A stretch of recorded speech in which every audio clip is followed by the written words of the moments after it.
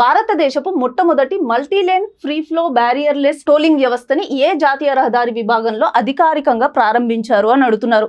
So మనకి జనరల్గా toll gates దగ్గర చూసుకున్నట్టయితే ఏమవుతుంది అంటే మనం టోల్ గేట్ దగ్గర వెళ్ళిన తర్వాత మనకి అక్కడ స్టాప్ అనే సిగ్నల్ వేస్తారనమాట. అంటే మనం టోల్ ఫీజు వాళ్ళు కలెక్ట్ చేసుకున్న తర్వాత మళ్ళీ మన వెహికల్ని అలో చేస్తారు.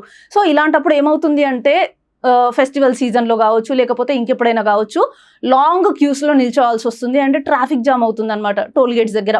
సో అలా ట్రాఫిక్ జామ్ అవ్వకుండా వెహికల్స్ అన్ని కూడా అలా లాంగ్ క్యూస్లో నిల్చోకుండా ఉండడానికి national highway authority of India వాళ్ళు ఒక పర్టికులర్ నేషనల్ హైవే మీద ఈ టోల్ బ్యారియర్ లేకుండా రీసెంట్గా ఒక టెక్నాలజీని తీసుకొచ్చారనమాట.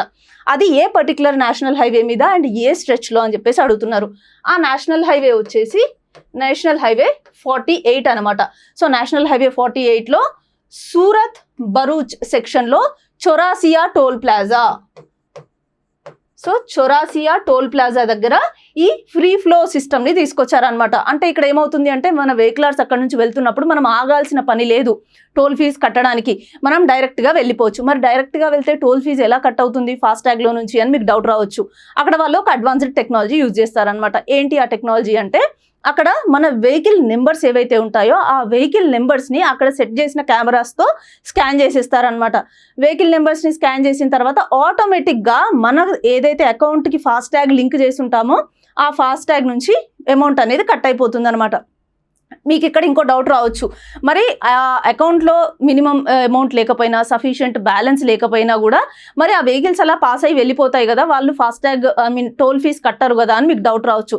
ఇక్కడ ఏం చేస్తారు అంటే ఒకవేళ అలా పాస్ అవుతున్న వెహికల్స్ ఏవైతే ఉన్నాయో వాటిని డిటెక్ట్ చేసినప్పుడు అందులో మినిమం బ్యాలెన్స్ లేకపోతే ఈ చలాన్స్ అనేవి పడతాయి అన్నమాట. ఈ చలాన్ ఏంటి, 72 గంటల్లో వాళ్ళు పేమెంట్ చేయాల్సి ఉంటుంది. వాళ్ళకి ఆటోమేటిక్గా మెసేజ్ వెళ్ళిపోతుంది, మీ సో అండ్ సో ఫాస్టాగ్లో మినిమం బ్యాలెన్స్ లేదు, మీరు 72 గంటల లోపు పేమెంట్ చేసేసేయండి అని.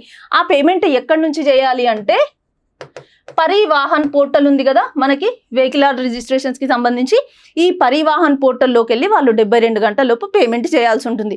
ఒకవేళ వాళ్ళు పేమెంట్ చేయలేకపోతే 72 అవర్స్ తర్వాత వాళ్ళ ఫాస్టాగ్ ఏదైతే ఉందో బ్లాక్ లిస్ట్ అవ్వడమే కాకుండా వాళ్ళకి ఫైన్ కూడా వేస్తారనమాట.